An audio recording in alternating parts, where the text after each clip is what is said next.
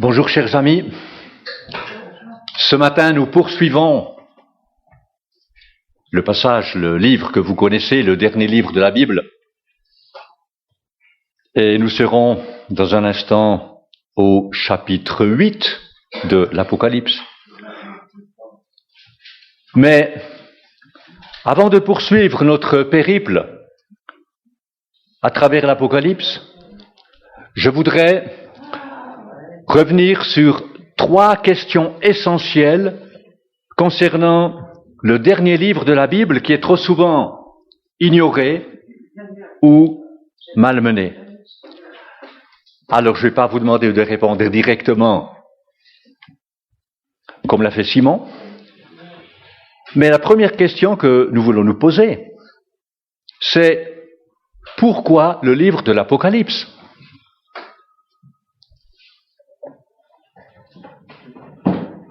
Alors on peut penser, c'est le point final de la révélation divine, le dernier mot de Dieu à l'homme, donc c'est important. Vous pensez à Paul, quand il écrit sa dernière lettre, 2 Timothée, c'est vraiment important. Il donne ses dernières instructions, et c'est ce que nous avons ici dans le livre de l'Apocalypse.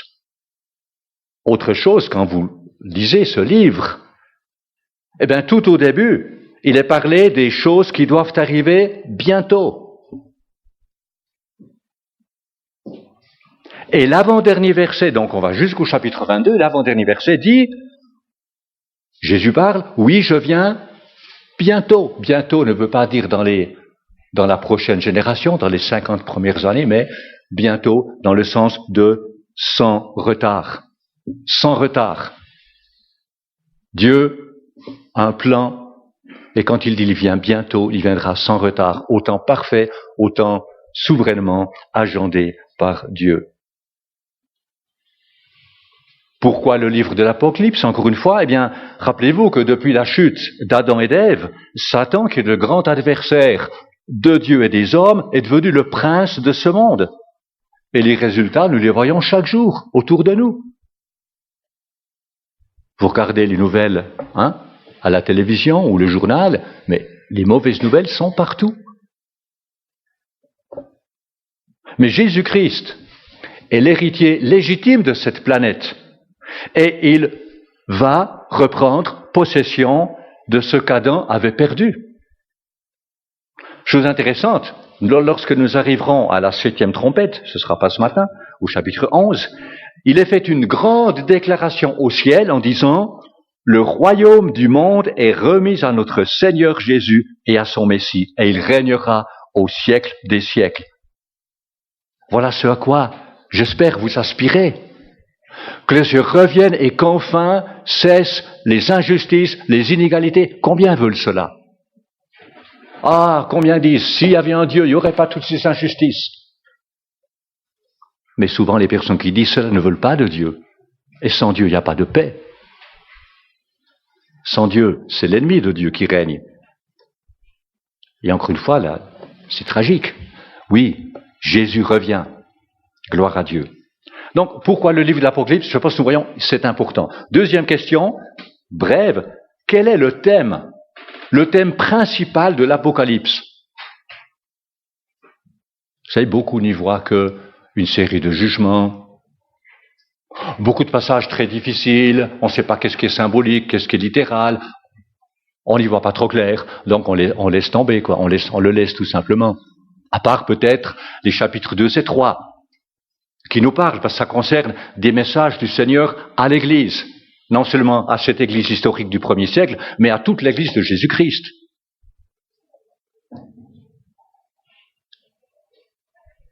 Le thème, c'est la personne de Jésus-Christ.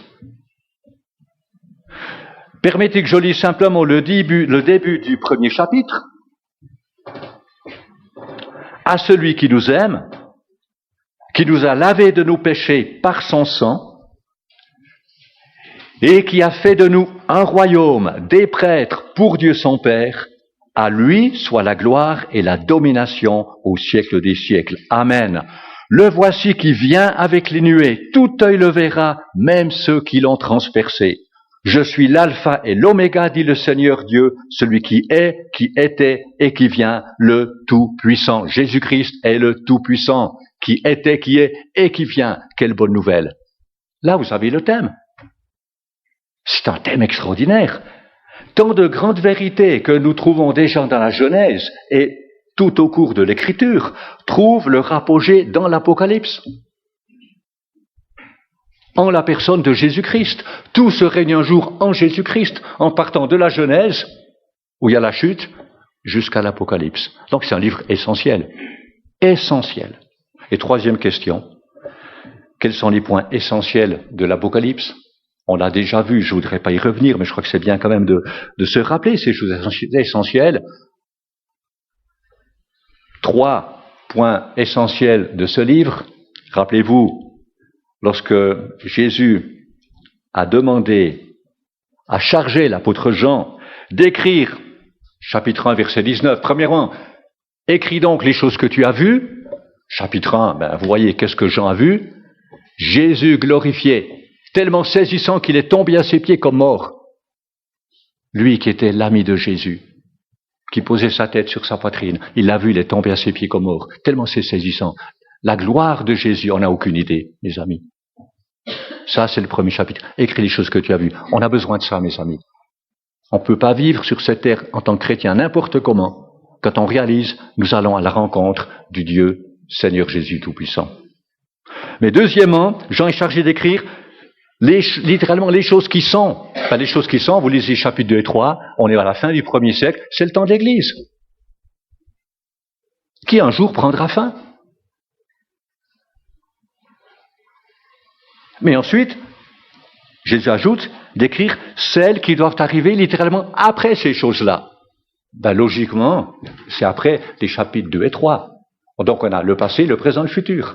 Et à partir du chapitre 4, jusqu'à la fin, il s'agit d'événements futurs. Je pense que si on a cette règle, qui n'est pas simplement donnée comme ça, mais qui tient la route parce que c'est la parole de Dieu qui le donne, chapitre 1 et le verset 19, cela peut nous aider à bien commencer dans la compréhension de ce livre. Et nous arrivons maintenant au chapitre 8, et j'aimerais demander à David de mettre sur le bimère simplement le plan de l'Apocalypse. Ça peut nous aider à voir ce matin où nous sommes, parce que c'est pas évident. Tout à coup, voilà, nous tombons sur le chapitre 8, les trompettes, c'est quoi? On vient d'où? On va où? Et je pense que ça peut nous aider. Rappelez-vous, le chapitre 1er, écris donc les choses que tu as vues, Jésus-Christ glorifié. Les chapitres 2 et 3, les choses qui sont, le temps de l'Église, une économie tout à fait essentielle et distincte pourtant d'Israël. Et troisièmement, les choses qui doivent arriver après celle-ci, à partir du chapitre 4 jusqu'au chapitre 22. Alors vous avez dans cette grande portion, les chapitres 4 et 5, rappelez-vous, c'est un genre de prologue. On est dans le ciel, et tous les rachetés, et tous les anges, les millions d'anges, rendent gloire à Dieu, chapitre 4, et chapitre 5, à l'agneau, au Fils de Dieu. C'est quelque chose d'extraordinaire. Extraordinaire, chapitre 4 et 5. À partir du chapitre 6, c'est le temps de la tribulation qui a été annoncé longtemps à l'avance dans l'Ancien Testament et bien sûr dans le Nouveau. Il y a tout d'abord au chapitre 6 les jugements des sceaux. Ensuite, vous avez chapitre 8 et 9 les jugements des trompettes, c'est où nous serons ce matin. Ensuite, au chapitre 16, il y a les jugements des coupes. Et bien sûr, chapitre 19, quand vous le lisez, vous le connaissez, c'est Jésus-Christ qui revient en puissance et en gloire sur cette terre. D'ailleurs, comme Zacharie l'a dit, ses pieds se poseront ce jour sur le mont des Oliviers. Et chapitre 20, c'est le règne de Jésus-Christ sur terre. Un règne de paix, un règne de justice, tel que les hommes l'ont toujours souhaité. Et enfin, chapitre 21-22, les nouveaux cieux et la nouvelle terre. Il n'y aura plus de mal, il n'y aura plus de mort, il n'y aura plus de malédiction, il n'y aura plus d'injustice. Voilà ce à quoi nous aspirons aussi, où tout sera enfin parfait. Donc ce matin, voyez, nous sommes dans le jugement des trompettes. Merci David. Donc ce chapitre 8 traite du 7e et dernier sceau. Alors ce 7e sceau ne constitue pas un jugement en lui-même, comme c'était le cas des 6 premiers sceaux. Plutôt, il introduit une nouvelle série de jugements plus sévères, appelés les jugements des trompettes. Donc dans les 6 premiers sceaux, il y a un jugement. Le 7e sceau, c'est pas un jugement. C'est une nouvelle série, si l'on veut, de 7 jugements plus sévères, appelés les jugements des trompettes. Et au chapitre 8, bien vous avez des descriptions de les 4 premières trompettes. Lisons ensemble, si vous voulez, chapitre 8, versets 1 et 2.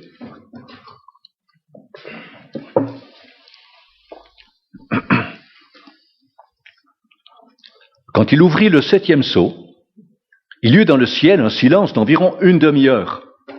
Puis je vis les 7 anges qui se tiennent devant Dieu. 7 trompettes leur furent données.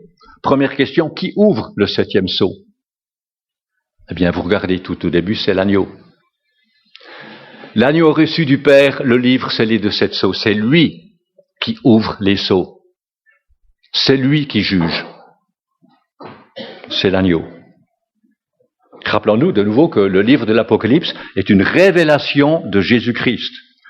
Donc, à nouveau, je le répète, mais sans l'Apocalypse, notre compréhension de la personne de Jésus-Christ serait incomplète. On ne peut pas simplement être dans les évangiles et dans les épîtres et prétendre comprendre Jésus-Christ. L'Apocalypse est essentiel. Oui, c'est vrai, Jésus est celui qui nous a aimés. Il a revêtu notre humanité. Il est né à Bethléem. Oui, c'est vrai, il a donné sa vie pour tous les hommes. Il s'est laissé crucifier sur une croix pour nos péchés. Oui, c'est vrai, il est ressuscité des morts et il est vivant aujourd'hui pour toujours. Et aujourd'hui encore, il nous dit ce que Matthieu écrit dans Matthieu 11, « Venez à moi, vous tous qui êtes fatigués et courbés sous un fardeau, et je vous donnerai du repos. Laissez-vous instruire par moi, car je suis doux et humble de cœur. » Pensez au Seigneur glorifié, devant qui Jean est tombé comme mort à ses pieds. Il est doux et humble de cœur. Quel Dieu merveilleux! Ne pensez pas que Dieu est dur, intransigeant. Il est plein d'amour, mais il est aussi plein de justice. Alors c'est vrai, Jésus est tout cela, mais il est plus que cela, beaucoup plus que cela. Il est celui qui ouvre les sceaux de l'Apocalypse. Le premier chapitre, on l'a vu, nous présente le Seigneur glorifié. Le chapitre 6, rappelez-vous la fin du chapitre 6, souligne sa colère. La colère de l'agneau. On n'a aucune idée de ce que c'est. On n'a aucune idée. On peut le lire, on ne peut pas comprendre. Quand les gens crieront, montagne, tombez sur nous, cachez-nous de devant la face de celui qui est sur le trône et de la colère de l'agneau. On ne peut pas se rendre compte. Mais sans cela, mes amis, nous ne comprenons pas vraiment qui est Jésus. L'Apocalypse est essentiel pour rectifier notre pensée. Donc l'Apocalypse présente Jésus comme le juge de toute la terre. Et désormais, dans l'Apocalypse, c'est Jésus-Christ qui prend la direction des opérations de ce qui se passe sur la terre. Ça peut-être vous rappelle le psaume 2, un psaume messianique, où il est dit « Rendez hommage au Fils, de peur qu'il ne s'irrite et que vous n'alliez à votre perte, car sa colère s'enflamme rapidement. » Alors, lorsque l'agneau ouvre le 7e sceau, qu'est-ce qu'il y a? Le texte dit, au premier verset, « Il y eut dans le ciel un silence d'environ une demi-heure. » Il y avait une fois une conférence pour un groupe de jeunes, ils étaient plusieurs centaines, et parmi les jeunes, il y avait un jeune homme qui a dit aux filles, « Oh, vous savez, au ciel, il n'y aura pas de femmes. » Oh, les jeunes filles étaient scandalisées, choquées. Elles sont allées avec le jeune gars voir le prédicateur que Dorcas et moi connaissons. Pour ceux qui sont du monde anglophone, Dr. Vernon McGee, qui était en grande bénédiction au travers de la radio pendant des décennies, tout semble extraordinaire. Et le prédicateur demande à ce jeune homme, « Est-ce que vous avez un verset de l'Écriture qui soutienne vos propos ?»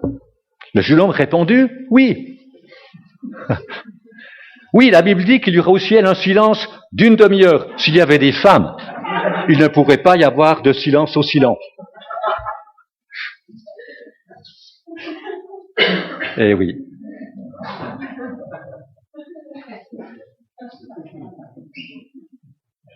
Mais rappelez-vous les chapitres 4 et 5. Toutes les créatures dans le ciel, les rachetés et les millions d'anges, certains pensent qu'il y a en tout cas 100 millions, voire plus d'anges, ils donnent gloire à Dieu et à l'agneau. Mais avant que ne sonne la première trompette, il y a une demi-heure de silence absolu. On n'est pas en train de chuchoter, c'est pas un silence relatif. Un silence absolu.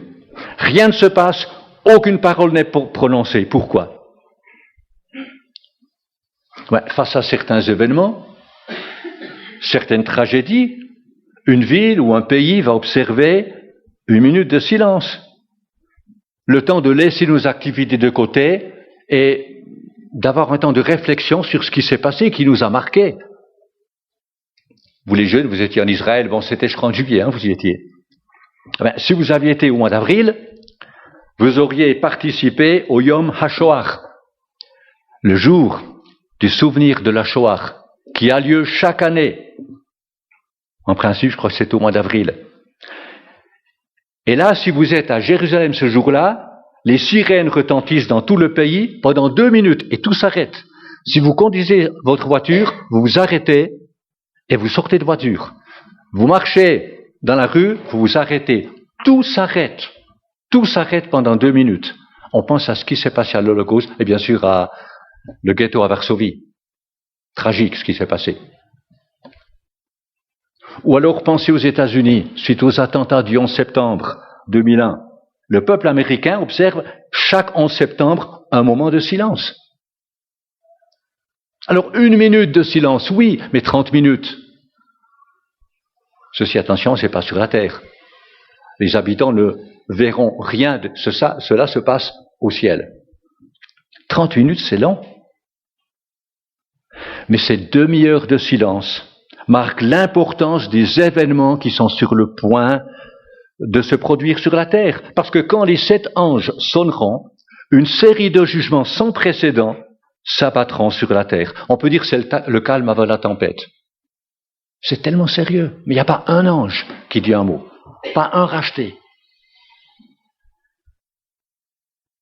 Et que voit l'apôtre Jean ? Verset 2. Les 7 anges qui se tiennent devant Dieu. 7 trompettes leur sont données. Et par ces trompettes, ils annoncent le jugement de Dieu sur la terre. Donc là aussi, le fait de sonner la trompette marque un événement important. De nouveau, pour prendre Israël comme exemple, la trompette était utilisée, par exemple, pour rassembler le peuple, pour diriger les soldats durant la guerre, pour tout événement important. Lorsque la loi a été donnée, la trompette a sonné. Nous concernant, lorsque l'Église sera enlevée, la trompette retentira. À nouveau, personne n'entendra rien sur cette terre, mais la trompette retentira. Nous lisons les versets 3 à 5. Un autre ange vint. Il se plaça vers l'autel, tenant un encensoir d'or.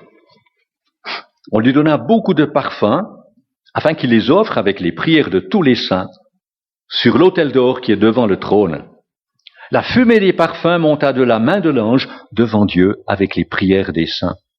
L'ange prit l'encensoir, le remplit du feu de l'autel et le jeta sur la terre. Il y eut alors des coups de tonnerre, des voix, des éclairs et un tremblement de terre. Le texte dit « un autre ange vint ». Beaucoup pensent que cet ange, c'est Jésus-Christ dans sa fonction de souverain sacrificateur. Alors de nouveau, pour connaître qu'est-ce qui se passe, plutôt que de courir après tel ou tel commentaire ou de ce que l'un ou l'autre dit, soyez attentifs au texte. Que dit le texte ? Jean mentionne un autre ange. Donc dans le langage courant, ça implique un ange. À moins qu'il y ait une preuve claire que ce n'est pas simplement un ange, mais que c'est Jésus-Christ. Non, pour ceux qui étudient le grec, Simon, et c'est quand même utile, vous verrez que Le texte dit autre, un autre ange, allos angelos, allos autre. Et en grec, il y a deux façons de dire autre. L'un est allos, tel qu'on l'a ici, ce qui signifie, pour simplifier les choses, un autre, mais de la même sorte. J'ai vu deux hommes, l'un était grand, l'autre petit. Mais ce sont deux hommes, de la même sorte. L'autre terme est hétéros, qui inclut à la base un autre, mais d'une sorte différente. Ici, puisque c'est allos, donc cet ange n'est pas différent des autres anges. Et si on pense à Jésus-Christ, eh bien, il n'est pas un ange. Il n'a pas été créé comme les anges l'ont été. Il est pleinement Dieu. Il n'est certainement pas un autre ange. Et en plus, dans l'Apocalypse, eh bien, son rôle n'est plus celui d'intercesseur de l'Église, parce que maintenant, depuis le trône, il dirige les opérations, toutes les activités de ce qui se passe sur la terre. Donc je crois que c'est préférable de voir cela ainsi. Il est question de l'autel d'or. L'autel d'or, c'est l'endroit où les prières sont offertes. David a prié que ma prière soit devant toi comme de l'encens et mes mains tendues vers toi comme l'offrande du soir. Et dans l'Ancien Testament, eh bien, les sacrificateurs brûlaient des parfums sur l'autel des parfums et leur fumée remplissait le tabernacle, le temple et montait au ciel. Combien souvent, lorsque nous prions, nous ne voyons la prière que de notre côté, du côté humain. Et ce texte est extraordinaire ici. Parce que souvent, lorsque nous prions et que rien ne se passe, ben vous êtes d'accord, on se pose des questions. On se pose des questions. Est-ce que j'ai prié de façon juste? Est-ce que j'ai assez de foi? Et peut-être on pense, mais pourquoi Dieu m'a-t-il pas répondu? On a prié pour tel et tel, et puis il est guéri, on prie pour tel et tel, il n'est pas guéri. Et on se pose quand même des questions. Parce qu'on voit la prière sous notre angle, qui est très petit. Mais au verset 3, nous voyons les prières vues du ciel. Et si nous réalisons, mes amis, la puissance des prières exaucées. Et la réalité, c'est que Dieu œuvre au travers des prières de ses enfants pour accomplir son œuvre souveraine. Les prières, c'est notre responsabilité. L'œuvre souveraine de Dieu, ça appartient à Dieu. Et souvent, on voudrait inverser les rôles. On voudrait faire ce que seul Dieu peut faire. Prions et laissons à Dieu le soin de répondre quand il veut et comme il veut. Tout simplement parce que Dieu est fidèle. Et aucune prière ne monte au ciel sans que Dieu l'ait entendue et n'agisse. Si on a compris ça, on va cesser de se faire du souci. Dieu répond quand il veut. On prie pour le salut de quelqu'un, on prie pour la guérison de quelqu'un. Mais ensuite, c'est l'affaire de Dieu. Ça ne doit plus nous inquiéter. On doit être dans la paix. Et ce verset 3, je pense, nous y aide. Mais c'est comme Jacques le dit. La prière du juste agit avec une grande force, avec une grande efficacité. Si on a compris ça, on peut prier avec ferveur et ensuite être dans la paix. Ici, au chapitre 8, l'ange reçoit beaucoup de parfums afin qu'il les offre avec les prières de tous les saints sur l'autel d'or qui est devant le trône. Et le résultat, le verset 4, la fumée des parfums monta de la main de l'ange devant Dieu avec les prières des saints. Ça signifie que la bonne odeur des parfums, avec les prières des saints, monte jusqu'à Dieu. Et Dieu peut ainsi agir en fonction des prières. Ici, selon le contexte, les prières des saints sont celles des martyrs de la tribulation mondiale qui est à venir. Rappelez-vous, on l'a vu au chapitre 6 et verset 10, les saints de la tribulation qui avaient subi le martyre avaient prié que leur sang soit vengé sur les habitants de la terre. Dieu maintenant répond à leurs cris. Combien de fois on pense, il y a tant d'injustice ici-bas, pourquoi Dieu ne fait-il rien?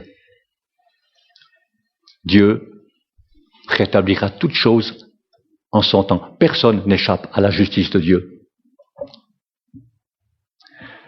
Et au verset 5 toujours, l'ange prend l'encensoir, qui contient donc les charbons ardents, et le jette sur la terre. C'est beau de voir cela parce que les prières des saints, d'une part, montent vers Dieu comme un parfum, et la réponse divine, le jugement des impies, descend sur la terre. Il y a alors des coups de tonnerre, des voix, des éclairs et un tremblement de terre, donc des choses qui annoncent les jugements qui vont s'abattre sur les habitants de la terre. Nous arrivons à la première trompette. Lisons ensemble les versets 6 et 7. Puis les 7 anges qui avaient les 7 trompettes se préparèrent à en sonner. Le premier sonna de la trompette, et de la grêle et du feu mêlés de sang s'abattirent sur la terre. Le tiers de la terre fut brûlé, le tiers des arbres fut brûlé, et toute herbe verte fut brûlée. Le chapitre 8 comprend les jugements des 4 premières trompettes. Comme c'était le cas des sceaux, eh bien, les 4 premiers jugements sont séparés des 3 derniers. Parce que les 4 premières plaies ici sont infligées sur les objets naturels, la terre, les arbres, l'herbe, les océans, les fleuves, les astres célestes, tandis que les 2 derniers sont infligés sur les hommes. Donc il y a une distinction. Donc nous avons ici seulement les 4 premières trompettes. D'ailleurs, et nous le verrons plus tard dans l'Apocalypse, il y a une différence dans l'étendue des jugements, par exemple, entre ceux des trompettes et, rappelez-vous, la prochaine série, c'est-à-dire les jugements des coupes, les 7 derniers jugements.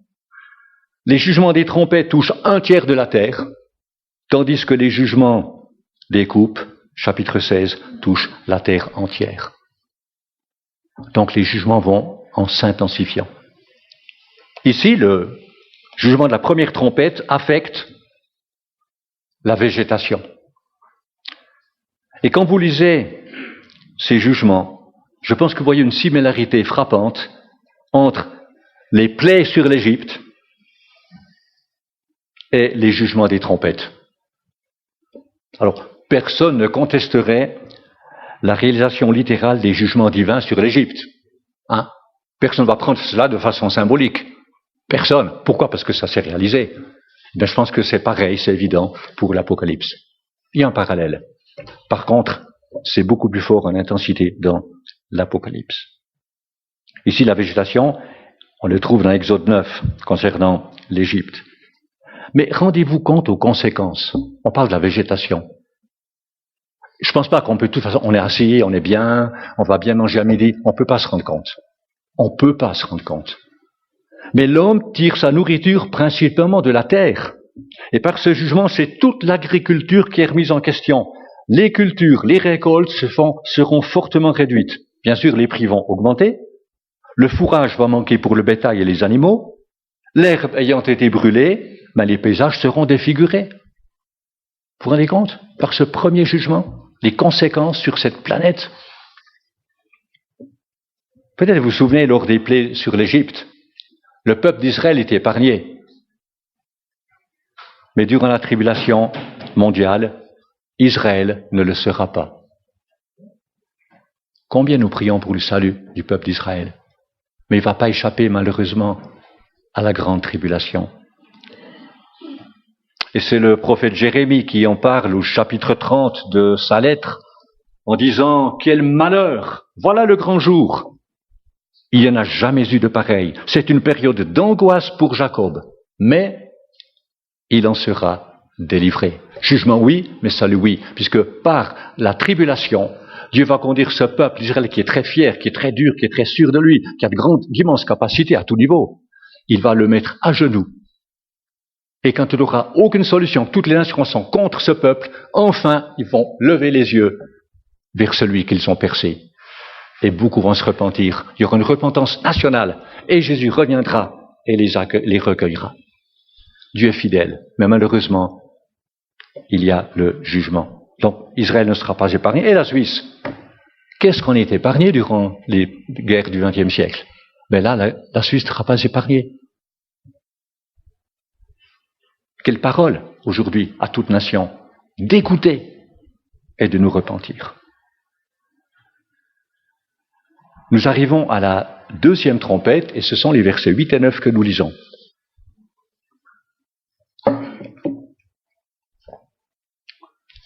Le deuxième ange sonna de la trompette, et quelque chose qui ressemblait à une grande montagne embrasée fut précipité dans la mer. Le tiers de la mer devint du sang, le tiers des créatures qui vivaient dans la mer mourut, et le tiers des bateaux fut détruit. Donc ce deuxième jugement affecte les mers, les océans. Jean a vu quelque chose qui ressemblait à une grande montagne embrasée. Eh bien, le résultat, c'est que un tiers des mers, donc des océans, devient du sang. Rappel de nouveau de la première plaie sur l'Égypte, où l'eau, rappelez-vous, était changée en sang. Et voilà un second coup fatal porté à l'écologie. Et aujourd'hui, malheureusement, l'écologie, c'est une bonne chose, mais on la place bien avant Dieu. Dieu, on n'en veut pas, mais on veut l'écologie. C'est pas possible. On ne peut pas avoir une planète qui est belle à vivre quand on a chassé Dieu. Vous voyez l'incohérence? Il est question des mers, des océans. Eh bien, les océans représentent, et vous le savez, 71% de la surface du globe. Ils nous apportent nourriture, remèdes, matières premières, quantité de choses. Ils jouent aussi un rôle clé dans la régulation du climat, le stockage du CO2 étant de bonnes choses.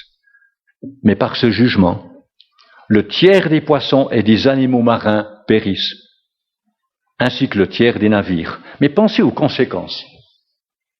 Combien de gens, pensez-vous, vivent de la pêche? Eh bien, les océans permettent de nourrir près de 3,5 milliards d'êtres humains. En gros, une personne sur deux sur la Terre vit de la pêche. Pensez aux conséquences. On ne peut pas se rendre compte. On ne peut pas se rendre compte. Quant aux navires, un tiers des navires sera détruit. Les transports maritimes, nécessairement, seront fortement réduits. En 2010, la flotte marchande mondiale était de 47 000 navires. En 2011, près de 1,4 milliard de tonnes ont été transportées par navire. Les plus grands ports, bien sûr, sont chinois. Le premier est à Shanghai. Mais vous vous rendez compte les conséquences? Énormes. Les conséquences sur la vie ici-bas qui est à venir. Tout est réduit. Oh, pas complètement, mais déjà d'un tiers. C'est le début. Nous arrivons à la troisième trompette, versets 10 et 11. Le troisième ange sonna de la trompette et du ciel tomba une grande étoile qui brûlait comme un flambeau. Elle tomba sur le tiers des fleuves et sur les sources d'eau. Le nom de cette étoile est absinthe. Le tiers des eaux fut changé en absinthe et beaucoup d'hommes moururent à cause de ces eaux parce qu'elles étaient devenues amères.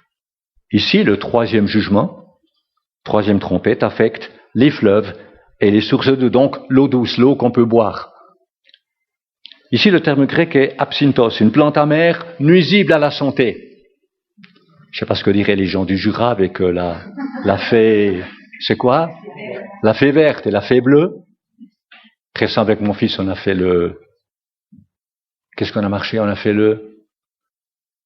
cette belle montagne qui est là-bas, le creux du vent. Extraordinaire. Bien sûr, j'ai acheté une petite bouteille d'absinthe, mais elle n'est pas encore ouverte.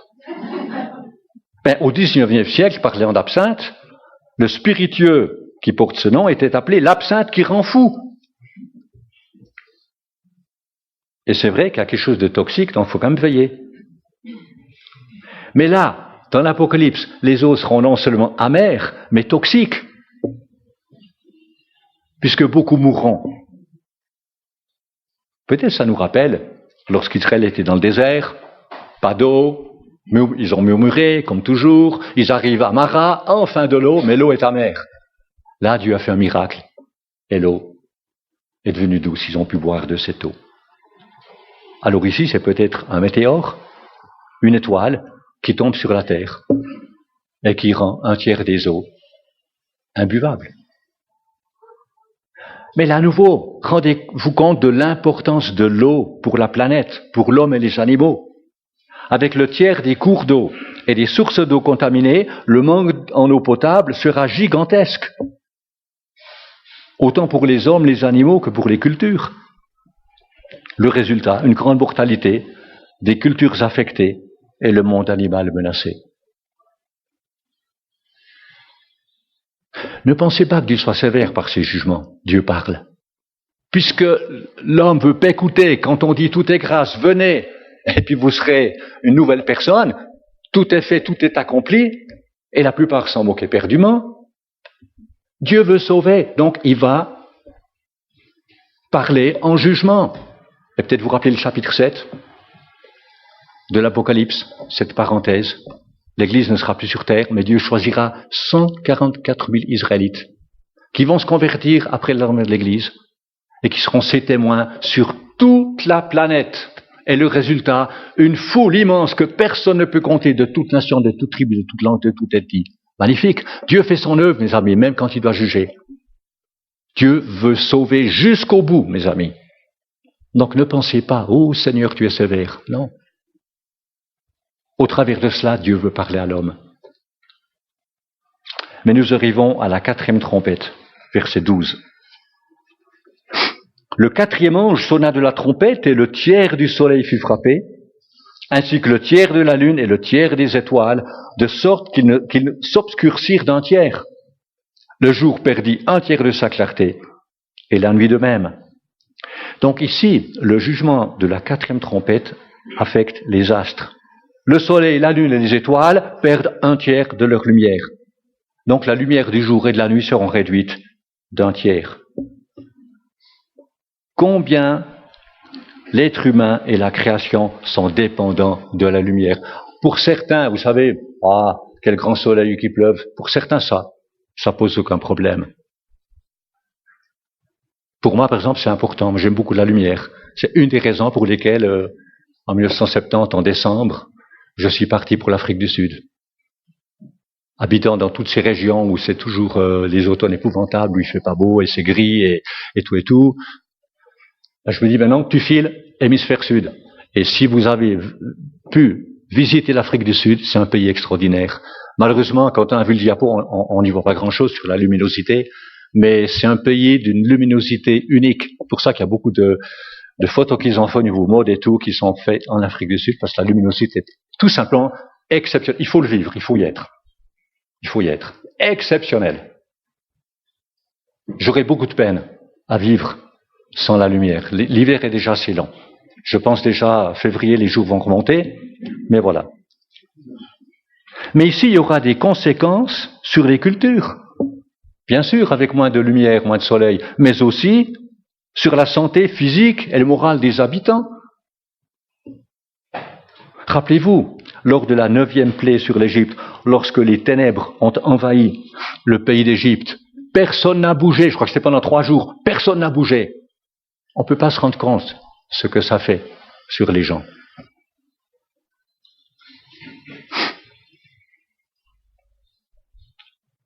Mais vous savez, quel jugement sur un monde qui a rejeté la lumière. On ne parle pas ici maintenant du soleil, de la lune, des étoiles, mais un monde qui a rejeté la lumière. Jésus, la véritable lumière, est venu dans le monde, et les hommes, mais comment c'est possible? Ne l'ont pas reçu, ils n'en voulaient pas. Comme dit l'apôtre Paul dans les Romains, les hommes ont préféré les ténèbres à la lumière. Comment c'est possible? Oui, mais c'est notre choix à tous, cela.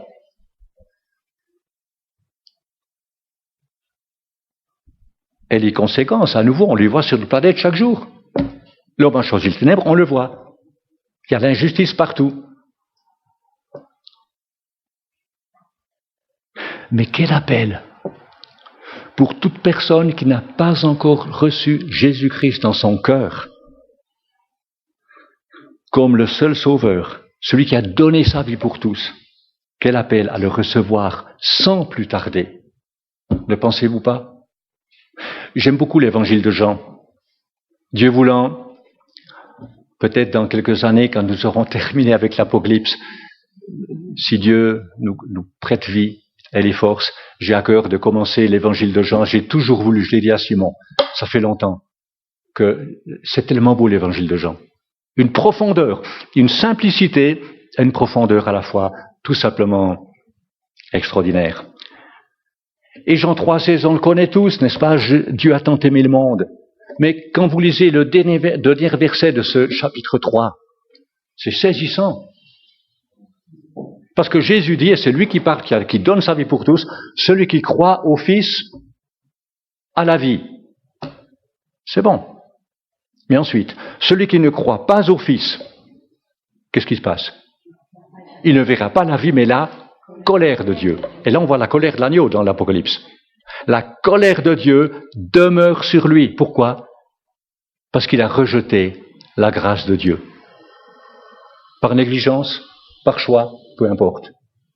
On ne peut pas rejeter cette grâce. Dieu dit, viens tel que tu es. Tel que tu es, je te demande rien, viens à moi et je ferai toi une nouvelle personne. Je te pardonnerai, je ferai toi une nouvelle personne. Je te donnerai la vie éternelle. Mais qu'est-ce qu'on veut de plus? Et on lit dans les Romains, les hommes ont préféré les ténèbres. Et c'est aujourd'hui encore comme ça. Nous ne sommes pas meilleurs, mes amis, mais nous ne pouvons que être à genoux et intercéder pour les gens que nous côtoyons. Donc, voyez, on a vu maintenant ces jugements des 4 premières trompettes. Et je pense que, on pense à l'homme qui veut affirmer sa souveraineté sur la planète. Il veut diriger, il veut régner, il veut rendre le monde meilleur. Et même sa conquête vise aujourd'hui d'autres planètes. Eh bien, par les jugements des 4 premières trompettes, Dieu démontre que c'est lui qui est souverain, souverain absolu, non seulement sur la terre, mais aussi dans le ciel. Je pense aussi que cette 4e trompette est un avertissement pour Israël. Car rappelez-vous, l'alliance que Dieu a faite avec le peuple d'Israël est aussi certaine que, comme dit Dieu, les lois naturelles qui régissent le soleil, la lune et les étoiles. Si ces lois venaient à cesser, les lois qui régissent donc les astres, si ces lois venaient à cesser, ici, elles seront simplement modifiées, mais elles resteront encore. Si ces lois venaient à cesser, et c'est Dieu qui le dit dans Jérémie 31, alors Dieu rejetterait Israël pour tout le mal qu'ils ont fait. Je pense que ça va secouer beaucoup de Juifs qui connaissent les Écritures. Quand ils verront tout à coup, il y a des changements au niveau du soleil, de la lune et des étoiles, mes amis, il y en a beaucoup qui vont trembler, qui vont dire cette fois Dieu est vraiment en colère, Dieu nous en veut, et on doit changer. Et je crois que ce sera un appel tellement fort pour beaucoup parmi le peuple d'Israël, cette fois, on va crier à Dieu et implorer son pardon.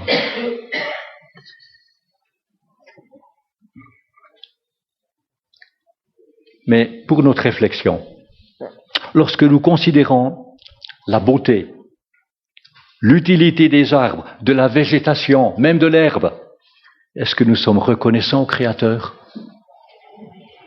Merci Seigneur pour les arbres l'automne qui sont si beaux, pour le printemps où tout refleurit, peut-être un petit jardin avec un peu d'herbe ou quelques arbres fruitiers. Merci Seigneur, quelle grâce.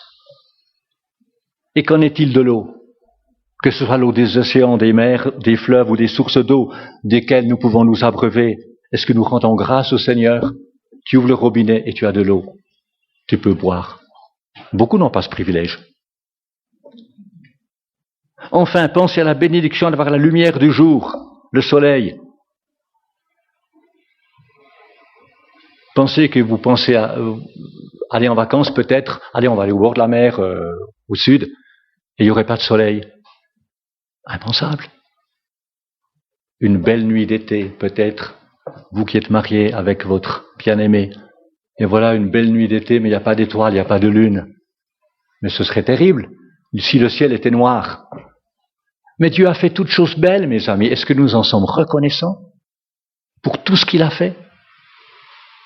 Comme le dit le psaume 19, le ciel raconte la gloire de Dieu. et l'étendue révèle l'œuvre de ses mains.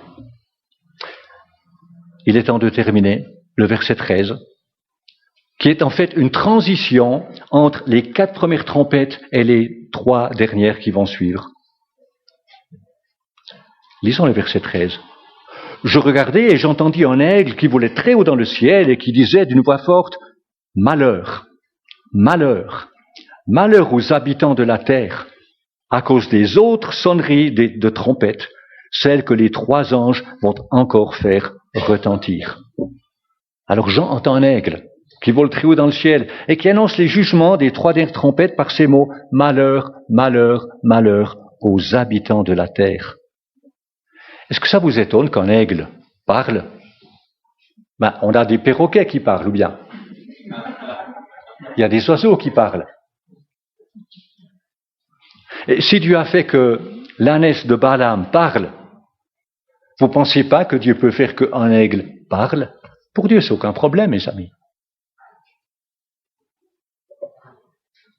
Alors, les jugements des 3 dernières trompettes sont appelés les 3 malheurs. Pourquoi? Parce qu'ils sont beaucoup plus sévères. On pourrait penser que c'est déjà si sévère, mais c'est beaucoup plus sévère. C'est le temps de la grande tribulation et Jésus nous a averti son peuple dans Matthieu 24, car alors la détresse sera si grande qu'il n'y en a pas eu de pareil depuis le commencement du monde jusqu'à présent et qu'il n'y en aura jamais plus. Il est temps de conclure. Nous ne pouvons rien faire pour empêcher les jugements divins de s'abattre sur la terre. Ceux-ci sont nécessaires, mes amis. Dieu est un Dieu juste. Dieu ne peut pas laisser le mal et ne rien faire. Ces jugements font partie du plan souverain de Dieu. Ce Dieu, rappelez-vous, qui est à la fois amour, juste et saint. Nous ne pouvons rien faire face à ça. Par contre, ce que nous pouvons faire, c'est partager la bonne nouvelle avec ceux que le Seigneur place sur notre chemin. Il n'y a pas besoin d'être évangéliste, vous savez. Souvent, des fois, on culpabilise, pas ici, mais il arrive dans certaines églises, on culpabilise les gens. Ouais, il faut témoigner comme s'il faut. Et c'est tellement un fardeau que la plupart ont peur et ne font rien du tout. Mais témoigner, c'est dire ce que le Seigneur t'a donné. C'est donner un traité, tout simplement. Tu donnes quelque chose et voilà, ça c'est quelque chose qui a changé ma vie. La personne le reçoit pas, c'est son choix. Mais on partage la parole de Dieu. Lorsque nous étions 2 semaines au Tessin avec mon épouse, on a vu un cordonnier là, bien sûr, on a parlé en italien, j'ai donné quelque chose en italien. Qu'est-ce qu'il en a fait? Je ne sais pas, mais c'est important. Donner la parole de Dieu. Ensuite, c'est l'Esprit de Dieu qui prend la relève et qui parle au cœur de la personne. C'est tellement important. Oui, le jugement de Dieu doit venir sur cette terre. Dieu ne peut pas laisser le monde continuer tel qu'il est actuellement. Qui le voudrait? Qui le voudrait, mes amis? Dieu doit intervenir. Et la parole de Dieu est claire. Le jugement de Dieu doit venir. Et les hommes sont appelés partout à se repentir et à se tourner vers Dieu. Et ça, mes amis, c'est notre message. Un message qui n'est pas populaire, mais qui est essentiel. Essentiel. Soyons ses témoins. Soyons des modèles de l'amour du Seigneur. On n'est pas là pour être des juges, mes amis. On est là pour être des gens de grâce. Et inviter les gens à se tourner vers le Seigneur de tout homme. Amen.